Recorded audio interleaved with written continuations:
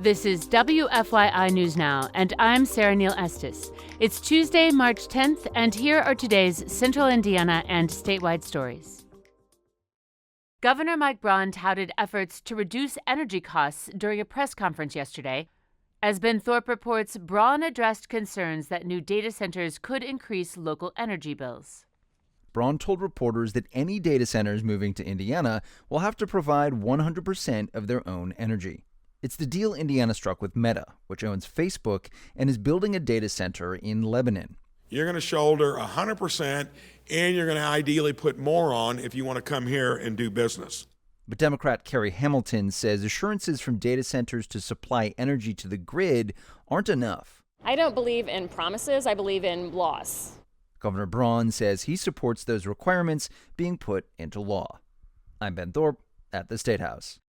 At the same press conference, reporters asked Braun if he would consider suspending the gas tax. Oil prices are up due to the ongoing war with Iran.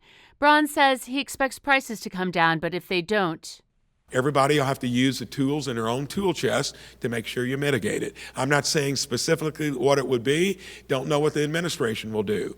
But that's the general framework of thinking.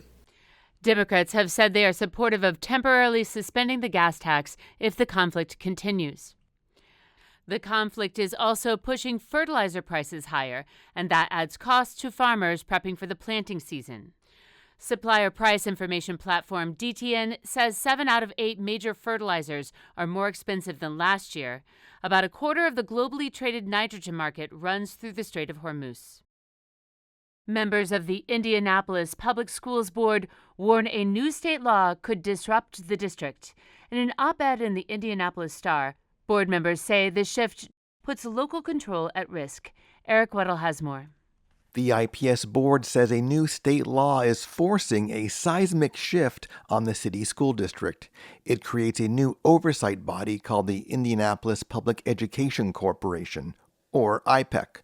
The group will now control school buildings and busing and fiscal issues for the district. Board members say they strongly disagree with the change, but they also say they are ready to work with Mayor Joe Hogsett and the IPEC. Board members say the new oversight group must move quickly to address the district's fiscal cliff. A vital property tax referendum expires this year. They warn failing to act could lead to even more state intervention. I'm Eric Weddle in Indianapolis. And in an effort to counter falling enrollment, a rural school district is piloting a network of public microschools. Microschools offer a personalized, flexible approach to education meant to keep students in the system. Eric Weddle spoke with Rachel Fredette, who reported on the first of these schools in Indiana for the Hechinger Report. So Rachel, for your reporting, you spent time at Nature's Gift in Greenfield. To start, tell us about the students and families choosing this model, and what gaps are these public microschools filling that traditional classrooms perhaps aren't? I met students with so many different stories. Some came from public school, most came from homeschool. Many of these families want the flexibility of this model, so these students can come to school a few days a week and then homeschool the rest. Class sizes are super small, and there's multi-age learning.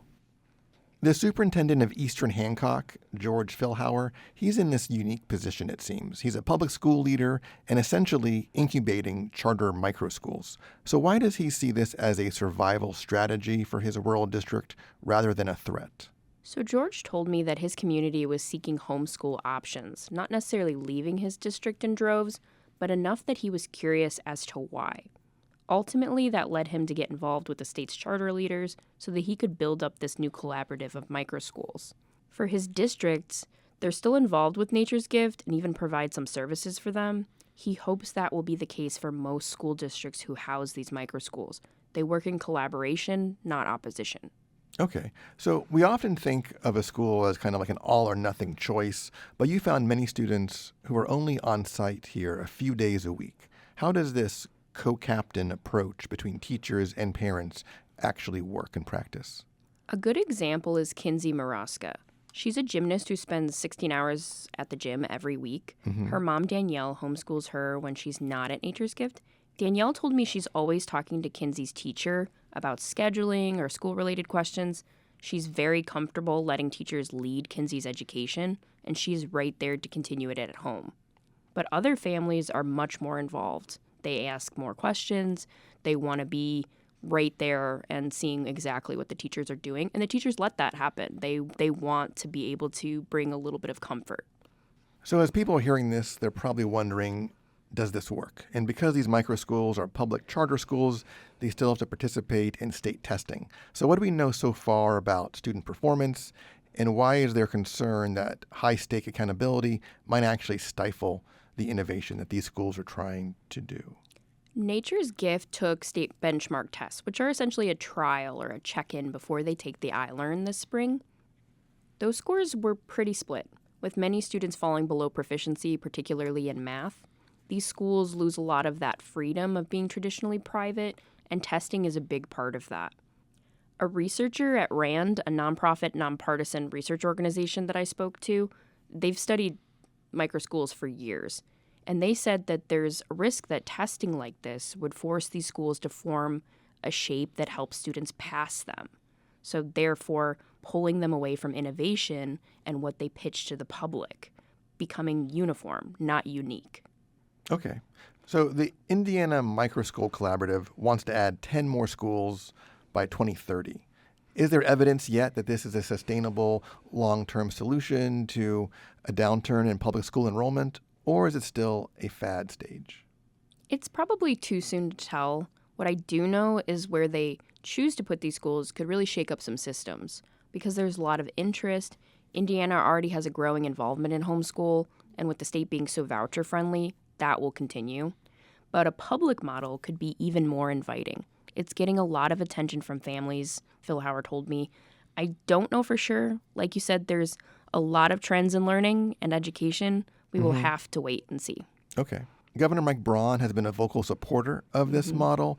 And how does this local experiment in Greenfield fit into the broader push for school choice that we've seen across Indiana? Governor Braun has gone on to say that he hopes parents lead the discussions in education, and that includes options. He wants as many options as possible, which is why he shows interest in homeschools and microschools. With Indiana being so open to more models, that can lead to some questions about transparency and using public funds. As options expand and create innovation, as he puts it, you rarely see a simultaneous interest in how that money is being used and who is using it. I wonder if that will change as the Hoosier State becomes a playground for more and more choice. Rachel, thank you very much for talking with me. Thank you for having me, Eric. That was WFYI's Eric Weddle speaking with Rachel Fredette of the Hechinger Report about Indiana's first microschools.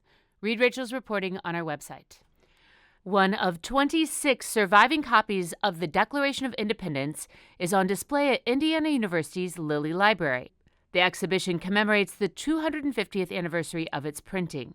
Curator Eric Dow says the presentation aims to help people understand this point in history and provide a glimpse into how people used to think. It can be a really meaningful way to understand the complexities of history and to make both the connections to the ways that people of the past were like us, and also to identify the ways that people in the past were very different from us. She says the exhibition will be open at least through the end of July. And finally, wide receiver Alec Pierce announced on Monday he has agreed to re-sign with the Indianapolis Colts. Speaking on the Pat McAfee Show, he said, quote, "I knew where my heart was. I love the city of Indianapolis." And that's all for this episode of WFYI News Now.